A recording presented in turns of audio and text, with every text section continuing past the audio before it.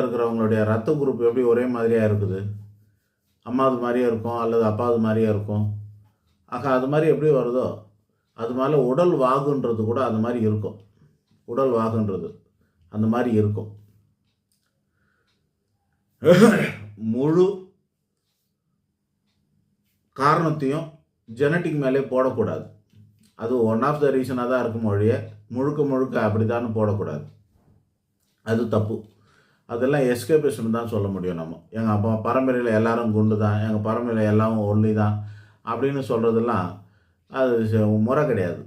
நம்மளுடைய blood group எப்படி பரம்பரையில் இருக்க மாதிரி ஜாதகத்தில் ராசி நட்சத்திரம் கூட அம்மா அப்பாவுக்கு தொடர்புடைய ராசி நட்சத்திரம் தான் நமக்கு பிறக்கும். திரும்ப அதே தான் குடும்பத்தில் அந்த ராசி, அந்த நட்சத்திரம் அல்லது அந்த லக்னம் அப்படின்றது தான் திரும்ப வந்துக்கிட்டு தான் இருக்கும். அதுக்கேற்ற மாதிரி தான் இது இருக்குது. அது ஜெனட்டிக்குன்னு சொல்கிறது ஒரு ரொம்ப குறைவான பர்சன்டேஜ் தான் காரணம் வழிய அது மேலே முழு பழியும் போடக்கூடாது. அப்போ இந்த வெயிட் ஏறுறவங்களுக்கு குறைக்கிறதுக்கு ஏதாவது டிப்ஸ் தருவீங்களா? குறைக்கிறதுக்கு உணவு கட்டுப்பாடு தான் முக்கியம். அறிவியலோடு சேர்ந்து நீங்கள் ஆராய்ச்சி பண்ணி பாருங்கள். அதுதான் டெய்லி சாப்பிட்றவங்களோட உணவில் ஒரு பிடி சாப்பாடை நீங்கள் வேலைக்கு குறையுங்க.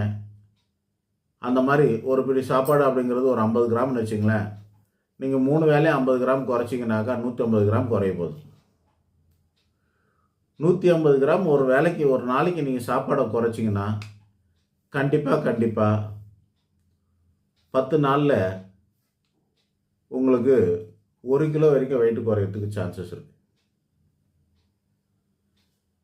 நார்மல் இதில் ஸ்வீட்டு பொட்டேட்டோ அப்படி இப்படிலாம் நான் தனியாக சொல்லலை.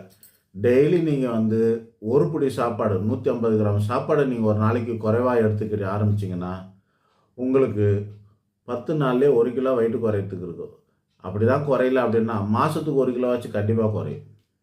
10 நாளில் குறைக்கலன்னா கூட 300 கிராம் தான் குறைஞ்சிதுங்கன்னா கூட ஒரு மாதத்துக்கு ஒரு வாட்டி 1 கிலோ குறையும். நீங்கள் ஒரு வருஷத்தில் 12 கிலோ கம்மி இல்லாமல் குறைக்க முடியும். ரொம்ப ஈஸி. உணவு முறையில் கவனம் செலுத்தினா போதும்.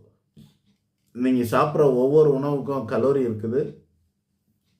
அது எதில் அதிகமாக இருக்குது அப்படின்னு தண்ணியை தவிர மீது எல்லாத்துலேயும் கலோரி இருக்குது. அதனால் அதிகமாக நீங்கள் தண்ணி குடிக்கணும். அதிகமாக நீங்கள் சுடு தண்ணியாக குடிக்கணும். க்ரீன் டீயாக குடிக்கலாம். சர்க்கரைகளை கம்மியாக யூஸ் பண்ணணும். அப்புறம் புரோட்டீன் கண்டிப்பாக அதிகமாக சாப்பிட்லாம். புரோட்டீன் அதிகமாக